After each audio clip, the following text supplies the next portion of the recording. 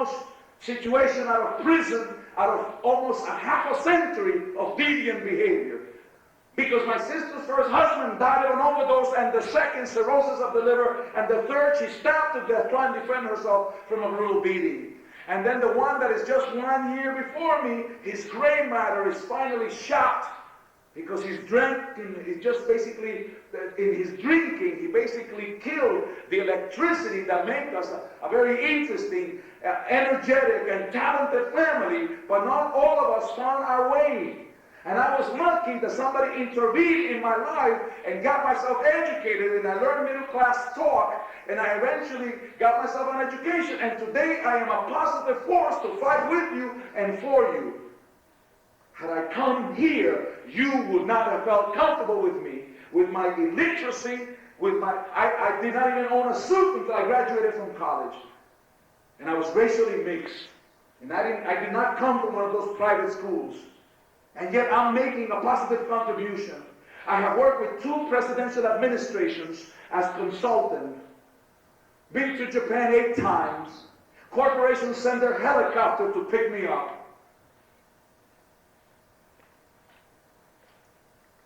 And I do television and performance. And people send for me in places like Salina, Kansas. And all the members of the Board of Education in the state of California. And I do the Phil Donahue show. Because I am intelligent, but I was unskilled. And it took a white Anglo male to befriend me and to teach me how to talk middle class talk. And I wonder, if I came and you saw me, would you be my friend? Would you collaborate with me? Would you strengthen my humanity? Would you embrace me and accept me? Because I was rough. And I came from the other side of the track. And I grew up in Harlem and in the South Bronx. And I spoke Spanglish. And the answer is, don't miss out on the opportunity when you see somebody that doesn't fit. Bring them in. You'd be surprised what I could teach you. And I would benefit greatly from what you could teach me. And together we can make coalitions of interest. And Hispanics for too long have come to these campuses. Y los que vienen de por allá never see the ones que vienen de por acá. Maybe they show up at the dance and don't talk to each other.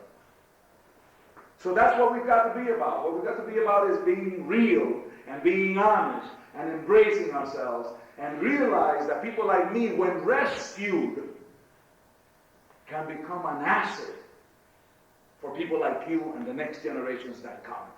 Ahí está la cosa.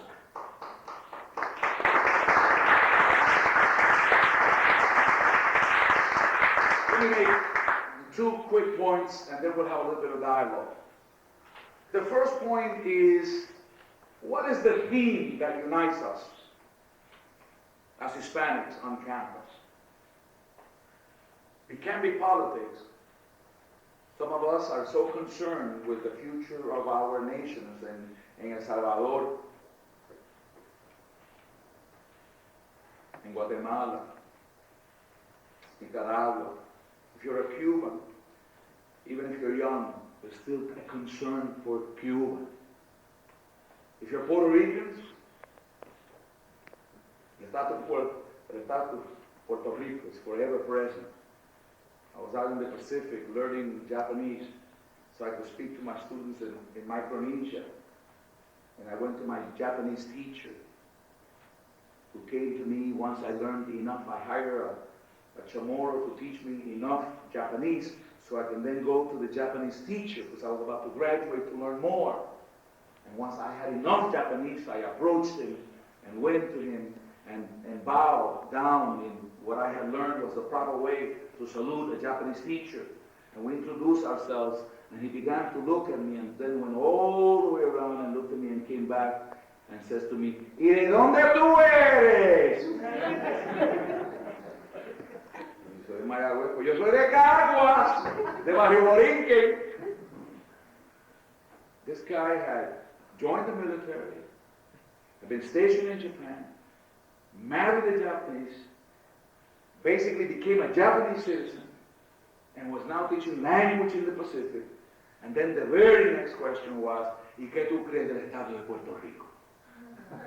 I mean, we had not been together 1 minute. And he wanted to know, ¿tú eres un estadista de esa gente?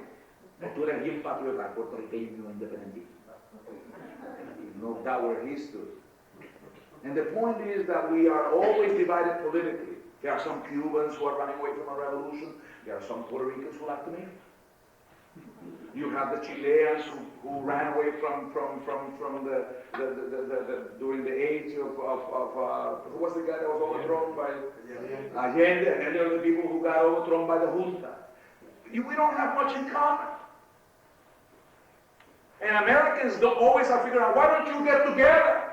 And I try to tell them, look, getting together as Hispanics is difficult unless you have a common theme. Why? You have the same color, you have the same religion, you speak the same language. I said, not so fast. Suppose you take a bunch of people from Australia that speak English, are Protestant and white, and then you go to New Zealand and you take a bunch of people who are white, English speaking, and Protestant. And then you go to Canada and take some people who are white, English speaking, and Protestant. And then you go to England and take a bunch of people who are white, English speaking, and Protestant, and then take them to the mountains of Tennessee. And you put them all together. And you say, why don't you people get together? You speak the same language, you're the same religion, you're the same color. But what would they have in common? The same thing that we have in common. Nothing unless we make our purposes common purposes.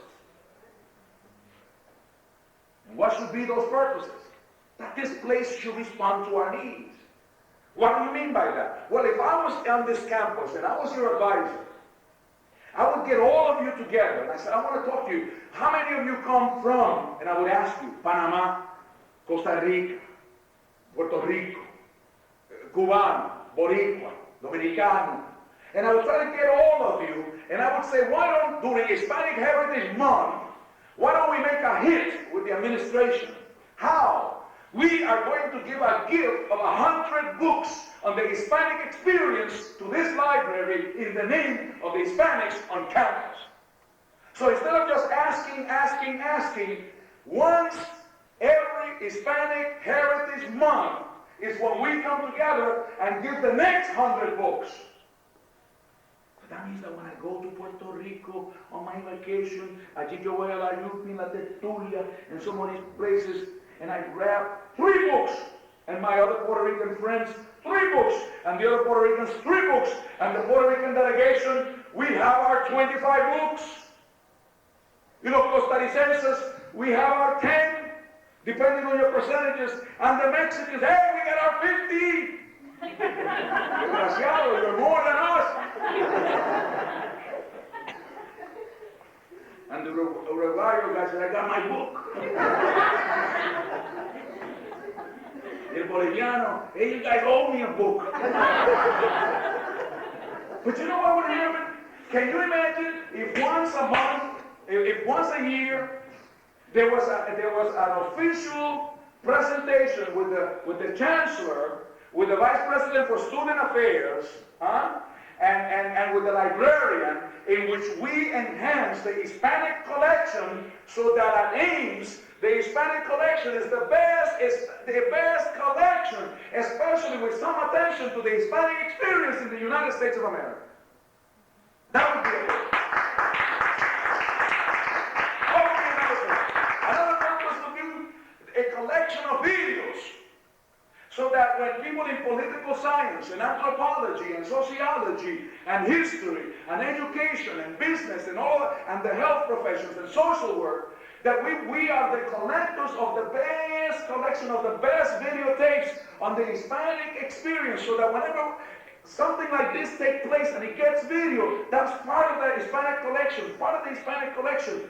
And then we say to all the teachers, here is an annotated bibliography of our resources, so that when you teach business, sociology, architecture, whatever it is, there is an Hispanic assessment of the cultural impact that we're having on the society and the society is having on us.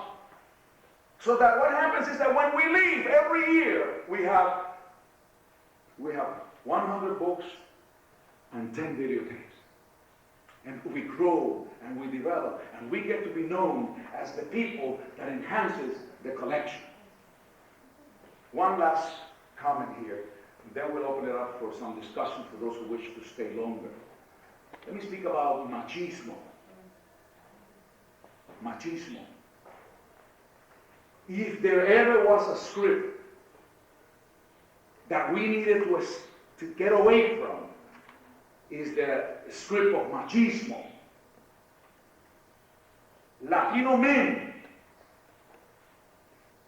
have a legacy which is dysfunctional for the 90s and for the 21st century. And that is the legacy that women ought to do the second shift all by themselves. La idea de que las mujeres tienen que hacer todo el trabajo en la casa. Because I don't call that an hogar. An hogar is a partnership. Una casa donde uno vive. Un hogar donde uno hace comunidad. Dos seres siendo extensiones de la otra persona, uno y el otro. We need to become extensions of each other's best self. Machismo played a positive role once in history. Not everything out of machismo was good, even when it played a positive role. Let me give you an example. I grew up in La Montaña, where we had to go get water from the stream in our heads. Where we had to go to the grocery store every day to comprar salchichón. When we had to work and make our own carbon. When we had to wrestle with nature to get the bananas, to get the tarro, la malanga, la yautía. And consequently, at that particular time, in the rural areas and the mountain areas of our land, there was no police departments and no telephones and no ambulance service. And there was no halfway house and no counseling session. So that when you walked through those roads in the back and there were predators in the land, and they tried to approach you, they all have to do is look at you and say, esa es la hija de don fulano de tal. That is the daughter of so-and-so. So don fulano de tal had to be big and bad and to confront nature. And basically to have a reputation that was bigger than life, to protect his wife, to protect his children, and to protect his reputation. Machismo made sense in that sense, because when the hurricane came and took our little bohíos away, our little houses, the man had to stand against nature, and in partnership with other men, they helped each other out to rebuild what was overtaken by nature. Macho, to be a macho meant to be a protector of the family and a provider for the family, and it also has a sexist connotation, which is that men, after they protected the family, could also then go and have sexual intercourse with somebody who was not necessarily their spouse, something that the woman could never do. In fact, when the boy became of age and the hormones kicked in, and he was a young man, it was not unusual for a macho to take his teenager into town and go over to the house of ill repute and say to the woman, I gave you a boy, bring me back a man.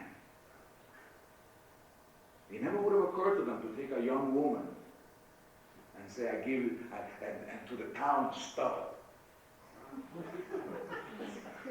Say, I give you a girl, bring me back a woman. No, it was always the other way around. Now all of a sudden, modernization comes in, urbanization comes in, we take the airplanes, we then come stateside, and all of a sudden we have a neighborhood in which men and women work at the same thing. Okay? Because we live in the age of information, when everything from the neck down is minimum wage. And under those circumstances, as women now come to work together, men and women both work outside of the home, then men and women both need to work inside of the home. Now, in that spirit, I'm suggesting to you that machismo is something that belonged at a time when we didn't live in the age of information and in the age of technology. Because now we have infrastructure. Now we do have the possibilities of both. In fact, very often it is the women who are working and sometimes the men who do not work. Under those kinds of circumstances, we have to begin to enlighten ourselves so that we don't walk around following all scripts that are dysfunctional. When I got married, I came home and told my wife that I wanted breakfast in bed, and she says, well, you're going to have to sleep in the kitchen. And she's a feminist. And she took these courses, these assertive training courses. Those are taught by communists. I told her that I had a ring around the collar so I'm going to wash my damn neck. And about the third time I asked for my maledi, I had to shake hands. She says, in this house, everything has a place. Everything has a place. And the uterus is not a tracking device.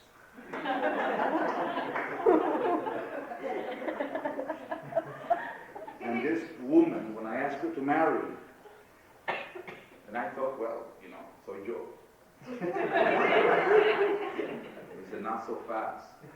We're going to have to go and have a summit. We flew to Hawaii. We climbed Diamond Head. He said, this is our mountain, she said. It is our mountain because in this mountain we're going to make a path in which it's going to work out permanently, or we're going to walk down this hill as friends, but this thing won't work. So repeat your question. Are you going to marry me? And she says, are you prepared to take a leave of absence from your traditional macho role as a Puerto Rican man? Because if you're not, I can't marry you. But if you are, and you're going to respect me, and you're going to be exclusively mine, as I am prepared to be your woman, then we can make a deal. I had to think about all of that. And you know something?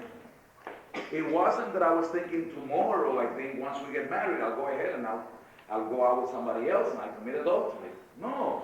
But I had never consciously thought about the fact of creating a boundary so as to know that whatever problems we may face in the future, that adultery and going out with somebody else was not going to be an option. She said, this is a sacrament for me. So we're going to do it right, Francis. We're going to do it right. And that woman is a woman of principle. And that woman has taught me to become my own best friend. And we are an extensions of each other's best self. And I do my fair share of the crappy work at home. And I celebrate her victories. And she celebrates mine. And I have had to do a lot of unlearning.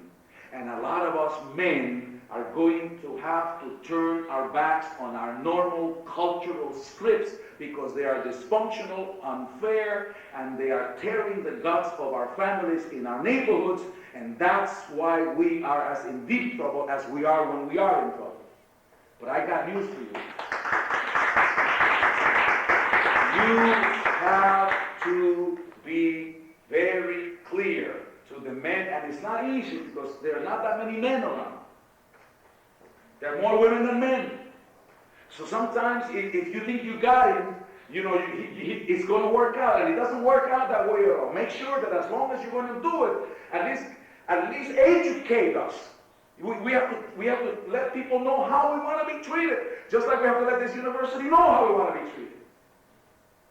And in that respect, we have to say no to machismo if we're going to say yes to the possibilities of respect and dignity and being an extension of each other's best self.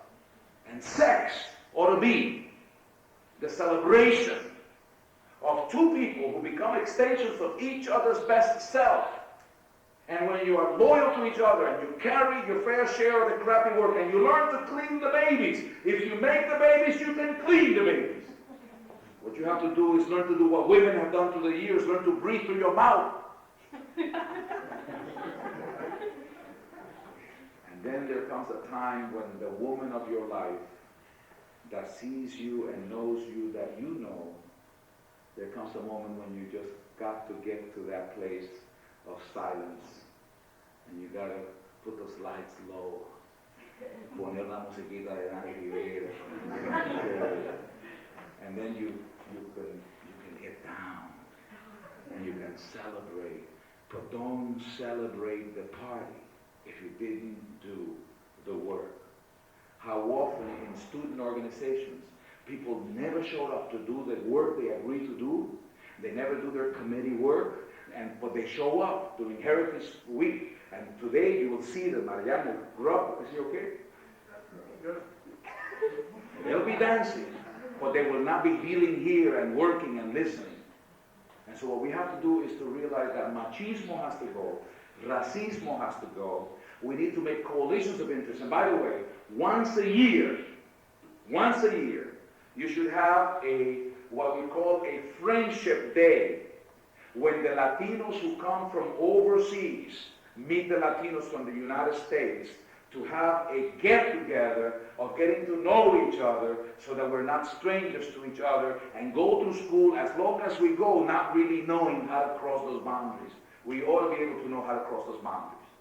So in that spirit, remember, we have a struggle in which to fight, and it's my hope and my prayer that coming together, that Hispanics in higher education means us, and we must mean each other, and together this place will remember that in the 90s there was a group of people that came here that took this community into the 90s and beyond, stronger and freer than when we found her, healthier with a Latin beat. Gracias.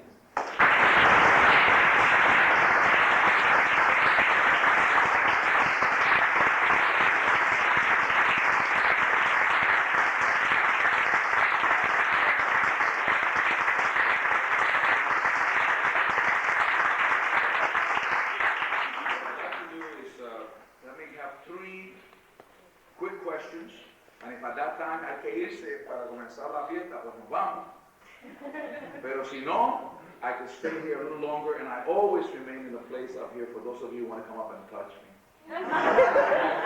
Rico. All right, 3 quick questions, and then you have the option of leaving or remaining for a little while longer if you wish. I am yours to respond. Dígame, ¿cómo se llama y de dónde es y cuál es la pregunta? Maritza Toledo from Puerto Rico. And I want to say excellent speech.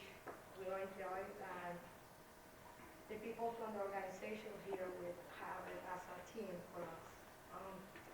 My question is, as organization, Hispanic organization, we got 4 Hispanic organizations over here, how can we approach the Office of Minority Student Affairs for equal representation of groups? It's hard for me to tell you how to do that. What I am suggesting that you think about doing is, and it takes a lot of diplomacy, but there has to be something at least called a united front, where you take the leadership of each organization and the offices of each organization and meet and discuss how to put a united strategy. If you don't do that and you don't know how to do that, then you need technical assistance to do that. But it seems to me that I'm frankly speaking sick and tired of hearing that we're going to have the numbers and we're going to outnumber the blacks as the major minority group. And you know what that does? It first of all disturbs the blacks. Because what does that mean? We're already getting a few crumbs after great sacrifices. Does that mean that we're now going to have to be taking, so the reason why we do that very often is to what? To scare people. Numbers do not mean anything if you're not organized. That's why England, that was a small country, a small island country, could control practically what? 400, how many people in India? A small island nation could control such a powerful nation because it was kind of a divide and conquer. So at some point you have to have what is known as an agreement on what you want to get together. I remember when we were at Harvard University, I founded an organization en septiembre 23 de 1970. I founded an organization called La Organización. Why? Because I didn't want to scare the Puerto Ricans who were from the United States and the ones who were Republicans and the ones who were Estadistas y Estado Librista. So listen, we'll just call it La Organización, La O. That's what we were known as, La O. It's still there. And I didn't know, I was honored by La O. And they didn't know that I was the founder of La O, which was very nice, which means that it had a life all its own. But like many other things, people did not understand their own history. And if you don't understand your own history, you're going to be in problems. So anyway, we went to the dean because we didn't have a space to meet. And we didn't have a budget to recruit other students. And we could not make long-distance calls to provide technical assistance to those that we had already contacted with very few resources. So we went to the dean. And the dean left on sabbatical, and they left another guy in charge. And he was going to deal with us. And in those days, I had a black beret, and I had a beard, and I looked ugly. You know? And there were 7 Puerto Ricans. And we had exotic titles like president, and the guy who took care of our 13 books on Puerto Rican life was called the Minister of Information. So like Black Panthers. Anyway, we go down there, and the dean, the assistant dean, the guy who was acting dean, looks at us and says, "Glad to see you, Mexican American." And we were all Puerto Rican. So we didn't smile at all, Carmelo, but we looked like a chick. He said, "We're not Puerto Rican." So the guy was so embarrassed. He gave us an office, and we got the budget, and unlimited long-distance calls. That's how we wound up in Quebradilla and different places looking for Puerto Ricans where we bought our son in the United States. So we told the Chicanos, "Hey, I think the administration is a negotiating move." So the Mexicans got ugly, and it was easier for them to get uglier. So it was the brown berets. And they go down there, and the dean looks, says, "Glad to see you, Puerto Ricans are back."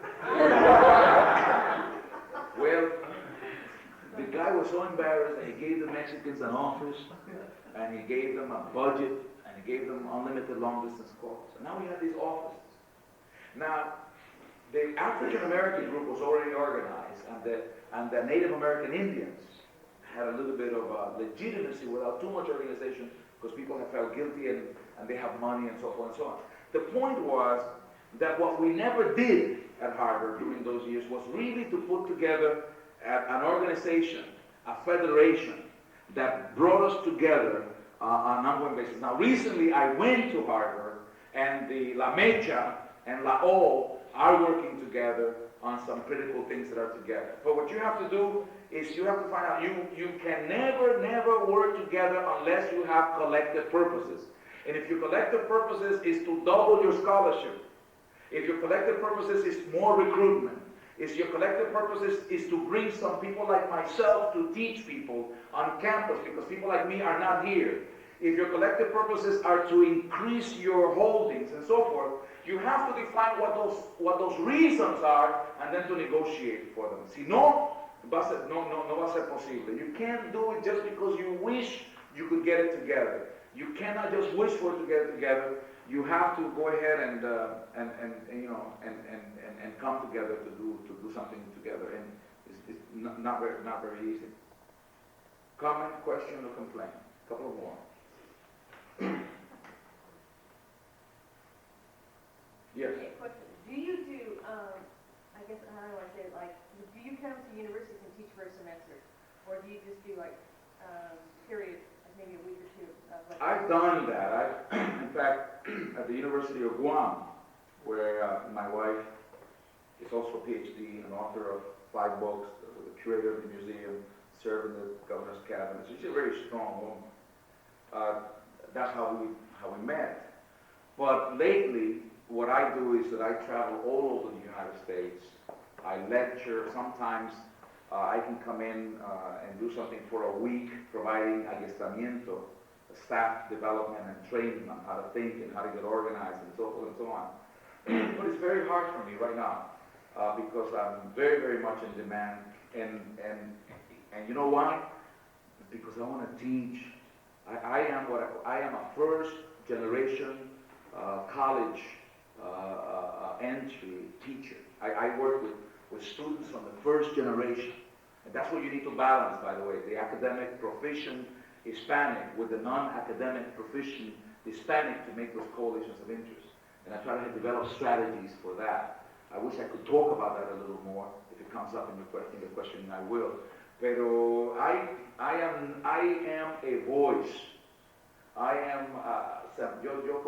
sembrando aliento, motivating, entertaining, challenging. Now sometimes the president of a university will call me, and then I meet with the board, then I meet with all of the secretaries, and then I deal with security, and I deal with the chairpersons of every department, and then I meet with the student leaders, and then I go to the dormitories, and sometimes I will spend 3 days and become exhausted but we get into dialogue and figure out a way how to make multicultural alliances and stuff like that. But it's very, very hard for me to leave Chicago, to come for a semester in residence, and to be here all the time. I used to fly to New York.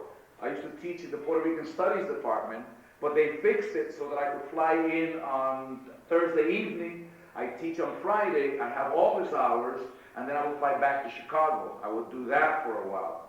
But you know, that can get very, very tiresome with winter and those airplanes and everything. But it was worthwhile.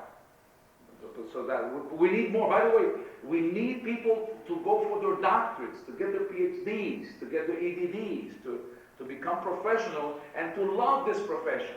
It doesn't make money, but I don't know which will make. I never heard a lawyer say, "Boy, did we make a lot of money this year." You know what I mean? We make money. It's inside work. It's motivational. It's instructive, and it universalizes the spirit. My wife and I figured, Lolly and I figured out that if I quit teaching for 1 year, we could increase our income by $200,000 a year. Okay, if I quit teaching and just respond to AT&T, IBM, Baxter, General Electric, General Dynamics, Quaker Oats, Coca-Cola USA, Coors, all of those people that I work for, those are some of my accounts, and the institutions, that if I were to quit teaching, we would have an increase, 1 year increase of $200,000. We turn away from $200,000 to $250,000 worth of work because of my teaching. Because I think that I could never replace what I am in terms of the gifts that God has given me if I just choose to go ahead and decide to go for the money. So that's why I'm in Chicago. I saw your hand back there, please. Did you have a question? You basically asked. Okay, then somebody else? Yes, sir. I have a question related to the number of Hispanics in the United States. In a few years, the Hispanic minority is going to increase. Actually, it's going to be bigger, the biggest minority group in the United States. So how do you see the future of Hispanics in the United States? Because, you know, sometimes you see a very dark future. You know, they're increasing in number, but not increasing in education or in dollar-wise. That's right. The president of Mexico recently stated that by the year 2000, his nation, about 40% of the people in Mexico will be under 14 years of age. So if you take a look at Mexico, with about 83 million people, and you take a look at Mexico City with about 20 million people, and then you take a look at the kinds of disturbances that are taking place and that have taken place in Central America, and you take a look at the upheavals that are taking place and the people who come to Puerto Rico from the Dominican Republic that cross the ocean, and then you take a look at the kids that we have in the United States. Do you realize that the United States is now the 5th largest Spanish-speaking country in the world? And when you couple that with the fact that we have more black people living in the United States than there are people in the country of Canada, and you have, about 60 million Americans of German descent. You got about 1 million Americans of Polish descent that call Chicago their home. And we got 20 million Americans of Italian descent. And we got more Jews in New York than there are Jews in Tel Aviv. And more Irish people in New York, people of Irish descent, than there are Irish people in Dublin. And when you realize that when you leave the Arab world, you have to go to Detroit and Dearborn, Michigan. And then when you leave Scandinavia, you go to Minneapolis, St. Paul. And when you leave Armenia, you have to go to Fresno and LA. And when you take a look at the diversity of the United States, that Latinos, Hispanics are going to be increasingly there, and that we're coming to this country at the wrong time. You see, all this nonsense that people say about the fact that we don't value education is not true. Sure, we have 55% dropout rate, and black people have 40% dropout rate, but the fact of the matter is that white people, when they first came over, their dropout rate for Germans in Iowa was 94% at the turn of the century. But they didn't have a dropout problem, because when they came, they were able to come with a strong back and willingness to work, but the economy absorbed them. Today, when you come back with a strong back and a willingness to work, there is no legal economy that can absorb you. Because today we do our cheap work overseas.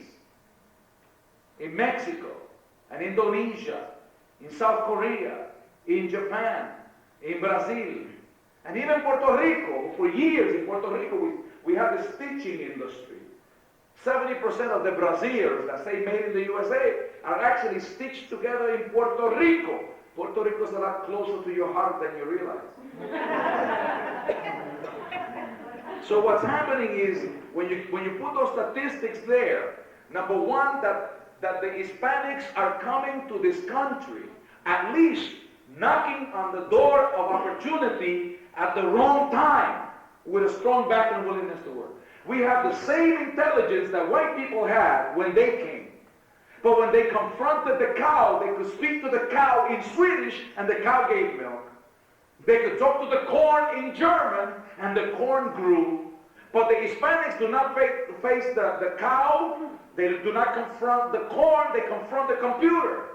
So it looks like there's something wrong with us.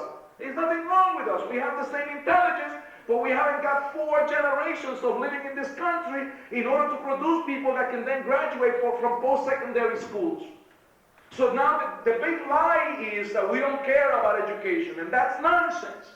We are in school twice as often as Anglos were, given the same set of circumstances, except that all the land is already taken from the Indians, all the land was stolen from Mexico, and we're doing the stuff overseas. Secondly, if you take a look at the Soviet Union, the Soviet Union is downsizing. What does that mean? Well, it means that Gorbachev and company, Yeltsin in particular, looked around and they realized that the only purpose for which the Soviet Union existed and the Communist Party existed was to debilitate the nations around it, so that there would never be another invasion. And what the Gorbachev realized is that the invasion was already there, and it was not military but economic competition. So they were a third world power with a first-rate military industrial complex, and if they were going to deal with butter and not with guns, they have to dismantle the old order. So the Russians were going to dismantle the only thing that worked, which was the military. Now, with the Russians downsizing, you turn loose all of those nations. They don't have any infrastructure, so we're going to benefit initially from going over there and helping them. And there's going to be a lot of corn from Iowa, which is going to help the university, and the tax, and the income, and the school system, and all of that. But as those people begin to create and begin to compete in their own best interest, what do you think is going to happen to the share of resources that the Americans have in the world? Germany is not going to give scientists to the Russians to send rocket ships up into space, and it was the German scientists that put us into space. So if you take away all of those scientists and you give them to Germany, that means that Germany is going to be in a competitive edge. And Japan is going to continue to be strong. And there's a possibility that the Koreas will come together. And so the Pacific Rim is going to get strong. And the Europeans have a common market. And what the heck are we going to do? We're going to have to educate everybody for the first time. But we don't know how to educate people because we always have people from someplace else that came and we always were in charge. And it used to be that we were 5% of the world's population and we used to control 60% of the world's resources, and that's not true anymore. Now we're going to have to deal with things like bilingual education. What's bilingual education? Bilingual education is the realization que antes la gente tenían que irse a trabajar y después irse a la escuela, pero esta generación tiene que tener éxito primero en la escuela antes de irse para trabajar. ¿Y significa qué? Que por la primera vez tú tienes que enseñarle en el idioma que conocen mientras aprenden el idioma que tienen que conocer. Y en ese contexto tenemos que ver que estos programas son necesitados, no porque nos falta la inteligencia, pero que por la primera vez tenemos que hacer algo que no se tuvo que hacer antes, que es tener éxito en la escuela antes de tener éxito en la economía. So for the first time, we're going to have to do a lot of things that we never had to do before, namely to make sure that people have success in education before they have success in the workplace. And since we never done that before, we're going to have to teach them in the language they know, the curriculum, while they need to take on the language they need to know, which is the language of the society. And hopefully with 2 languages we can educate our people. Secondly, we're going to have to develop community homework centers. Some of our parents cannot love us but cannot help us. Cuando yo voy a la escuela en New York, the teacher goes up there, begins to explain something, and I'm not understanding it.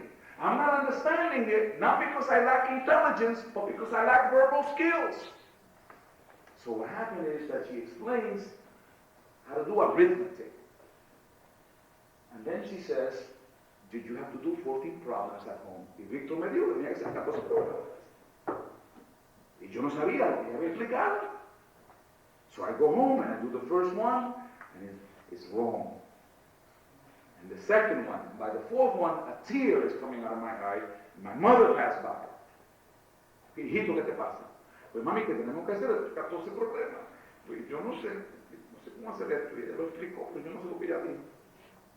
Me dio ya por el mismo, and I was huggable and like a big teddy bear. I had not grown into exotic manhood yet. And so my mother, she did the next one, and I gave her a kiss. And she did the next one, I gave her a kiss. She did, and I kissed. We were on a roll. And she did the next 10, and then I copied them in my handwriting because it was And so I took them back to the teacher, and interestingly, the teacher took them, and hardworking teacher. And she gave immediate feedback. I love the teachers that give immediate feedback. So you can learn about what you did wrong and be reinforced by what you did right. She gave the paper back 2 days later, and I peeked, y los primeros 4 que yo hice estaban mal. 4 red X marks on the 4 that I did. And the 10 that my mother did, 10 red X marks. Yo digo, Víctor, ven acá, mira la condenada maestra que yo hice los primeros 4, pero coño, mi mamá hizo los otros 10. Just tell her. So Victor says, Missy, Carmel, Sammy's got a confession to make. The first 4 that he did, he knows those are wrong. But the next 10, what you don't know is that his mother did. And you mark them all wrong. And she said, tell him his mother doesn't know what she's doing. So she said something about my mother. So I said something about her mother. And the next thing, I'm in the principal's office, writing 500 times something that I don't know what I wrote, but I think he has to do something with somebody's mother. Okay? Which says what? That you could have an intelligent kid, because I went to Harvard, a hardworking teacher, because she corrected the papers and gave feedback, and a loving mother, because she helped me the best she knew how. 3 pluses, and we still got a minus. It is possible to have intelligence and hard work and love and still fail if we're not sensitive to what it is that we need to do in order to make that love and that intelligence and that hard work productive. And that's why people like us are needed in the profession of education. So